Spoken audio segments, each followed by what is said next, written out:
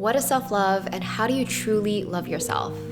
Self-love is literally the foundation of self-confidence, self-esteem, and living a happy and fulfilled life. Self-love is being able to fully accept and love yourself for the human that you are. So loving everything about yourself, even your flaws, even the parts that you're insecure about. It's recognizing your true worth, that you are ultimately so worthy simply for existing. You don't have to do anything, you don't have to be anything, or try to change yourself. You are perfect and whole and worthy as you are, like perfect in the imperfections. It's the same way that you look at a puppy or a baby and you automatically love it. It's like so worthy and beautiful. They didn't have to do anything or change anything about themselves. Just the fact that they exist, like they are already so worthy and so lovable. So you are exactly that lovable. So today, let's talk about how to truly love yourself, because only with true self-love can you do anything in life.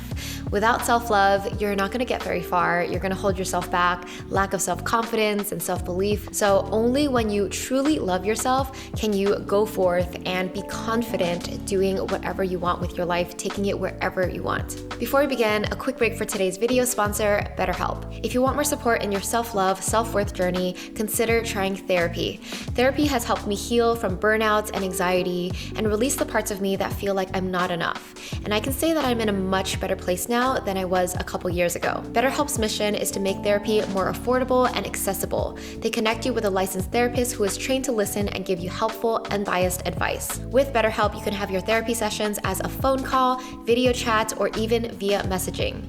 To get started, you fill out a questionnaire to help assess your specific needs, and then you'll get matched with your therapist in most cases within 48 hours or less. And then you'll be able to schedule therapy sessions at a time that's convenient for you. If you think you might benefit from therapy, consider BetterHelp. Click the link in the description or visit betterhelp.com/Aileen. Clicking that link helps support this channel, and it also gets you 10% off your first month of BetterHelp so you can connect with a therapist and see if it helps you. The first most important thing to transform is your self-talk. Self-talk is the way that we talk to ourselves in our mind. Most of the time, we are our own worst critic and we're very mean to ourselves. That voice could come from our insecurity, it could come from a voice of our parents or our peers, but the first step to your self-love journey is recognizing your self-talk, recognizing the negative things that you say to yourself and changing that. Changing your thoughts, changing how you talk to yourself, which then changes how you feel about yourself. The truth is, we're all living in our own minds. For example, let's say someone is objectively pretty and people tell them they're pretty, but if that person in their mind doesn't believe that, if they feel insecure and they think that they look ugly or terrible, then that is their truth. It doesn't matter what people on the outside say to them because they don't believe it. They believe the thoughts and the self-talk going on in their head. This is why having positive self-talk is so important, and it is the first step to healing this relationship you have with yourself and to start truly loving yourself, even if it feels fake or awkward at first, because only with repetition, with those thoughts, will you start to truly believe them. This is why positive affirmations are so popular and so powerful, because literally saying these positive affirmations to ourselves makes us start to believe that they're true. Your brain is really funny how it will believe what you feed it. That's why you have to ingrain with repetition all of these positive thoughts, and you're gonna get through the awkward parts and eventually it's gonna truly feel true and it's gonna boost your confidence. That's where the magic starts. Number 2 is shadow work. So this is where you go deep as if you're an archaeologist. You uncover the origins of your beliefs, the origins of, let's say, your insecurity, or why you say mean things about yourself. Like, why do you believe these things? Where did they first come from? Because a baby is not born like hating themselves. A baby is not born being mean to themselves. A baby is just pure and literally a blank slate, and it is really society or your parents or environment that kind of started to form these beliefs about yourself. So to do shadow work, you go deep into those origins of those beliefs. You try to uncover your fears and why you have certain fears. You start to face like the dark, ugly, shadowy parts of yourself, the parts that you want to avoid or ignore or hide away. Shadow work is really shining a light on all of those dark things and being like, okay, why am I so messed up in this area? Why am I so insecure? And with that awareness, shift your thinking. Start to release all of those old beliefs. Start to release all those old stories that are not serving you. Shadow work is truly grueling work, and it's probably going to involve a lot of tears and a lot of discomfort because you're making yourself look at the parts that you tend to avoid or tend to ignore exist. So it's not something that you do once and you're done. It's literally a lifelong journey where you just uncover layer by layer, maybe through a journaling session or a meditation session, but you start to understand yourself on a deeper level, like why you are the way you are. And then with your adult mind, you can understand why the child version of me formed this belief to protect yourself. And you start to tell yourself as an adult, now I don't need that belief anymore. I don't need to have that same perspective. I can choose a more positive perspective and I can start to let go of that past. Number 3 is learning to genuinely practice forgiveness and compassion to yourself and to others. I believe that true love includes compassion and forgiveness. Like if you love someone, then you are able to forgive them. And that is one of the hardest things for a lot of people to do. A lot of people like to hold grudges and not be able to forgive people. But at the end of the day, like you are only able to love yourself the way you truly love others and vice versa. You can only love someone to an extent that you love yourself. So practicing forgiveness and compassion both ways, like to yourself and to others, will help you develop that ability and that strength to love unconditionally. Self-forgiveness is being able to forgive yourself for your mistakes, for your flaws, for your failures, and being able to love yourself. It is being gentle with yourself, and that's what self-love is all about. But the other part is also learning to do this with other people. So learning to forgive other people who have hurt you in your life, and try to find in your heart to find some compassion for them, because each person is a human being. Humans make mistakes. Humans are flawed all the time. When you have compassion, you can start to learn to forgive people. That is also a lifelong healing journey, but if you're able to make progress in that area,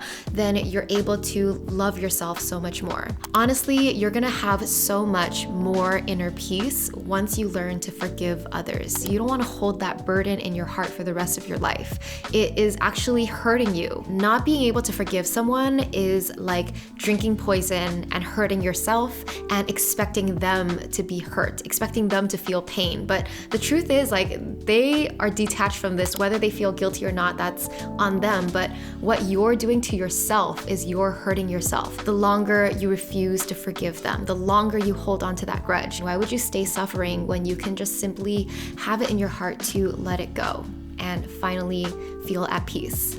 Number 4 is to step into your new identity, the identity of this person who loves themselves fully and unconditionally. So ask yourself, how do I love people in my life? Like, how do I show love? How do I treat these people? Or even if you have pets, right? Like, how do I treat my pets who I love unconditionally? Like, give that kind of love to yourself. So what would you do differently if you truly loved yourself? How would you go about your day? How would you go about your week? How would you treat yourself throughout the week? How would you talk to yourself in your mind? What would you do for yourself? Make a list, like envision what this version of yourself looks like, the version that truly loves yourself, and then start living as that person. Start envisioning and imagining that you are that person right now, and literally like treat yourself. What do you want to do today because you love yourself so much? How would you carry yourself? How would you walk in a room? What would you wear? All of these things are part of this new identity that you have to step into because you are that person. All right, the next step is to integrate this new identity. Start to recognize the self-love habits, practices, and routines that this identity this person does and start to integrate that into your life. So start building those ideal self-care routines, self-love routines. Ask like, what activities make me feel good? What activities make me feel loved? What are the habits that someone who fully loves themselves would do, right? Like if someone fully loves themselves, they would eat healthier, they would exercise, they would like invest in themselves, right? Other self-love habits could be journaling, repeating positive affirmations, meditating, doing yoga, having full-on self-care routines every evening, doing the most with your skincare. Whatever it is for you that makes you feel good and that makes you feel loved, start to integrate that into your daily lifestyle. Literally write down, what are you gonna do every single day? What are you gonna do in the week, and start to build that into your routine. By the way, a lot of these exercises and prompts on self-love are in our Artist of Life workbook. So if you haven't checked it out, I'll leave the link here and down below. The Artist of Life workbook is our guided journal to help you create your most successful and intentional year. There's a whole section on self-love, refreshing your mindset, designing your ideal routine from your daily, morning, evening routines, and also your weekly routines. And then it keeps you accountable throughout the year with like monthly goals and habit tracking, gratitude journaling. It just has so much jam-packed in this one workbook that it will change your life because it has changed mine. So I'm fully confident in our workbook. Definitely check it out. I'll leave the link down below. The final tip I have for your self-love journey is to focus on progress, not perfection. You're gonna be on this journey for probably the rest of your life. It's a lifelong journey where our self-love just continues to deepen and deepen. And sometimes you just gotta take baby steps. As long as you have a little bit of progress, that is already a win. And remember that the growth is not always linear. Sometimes you'll feel really good about yourself. You'll be like, yeah, I love myself, whatever.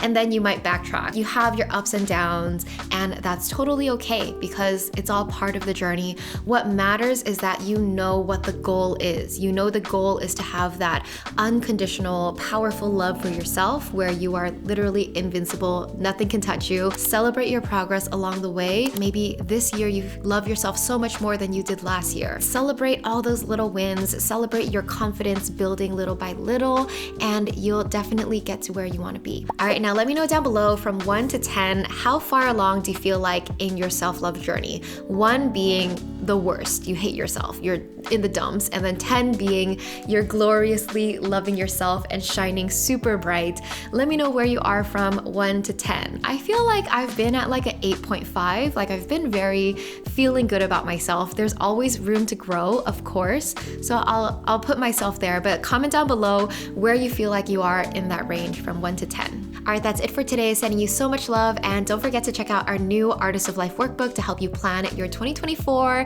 Yes, the new year is coming very soon. I'm planning a lot of new year content for planning our new year as well, so get ready for that. And I'll see you in the next one. Thank you. Bye.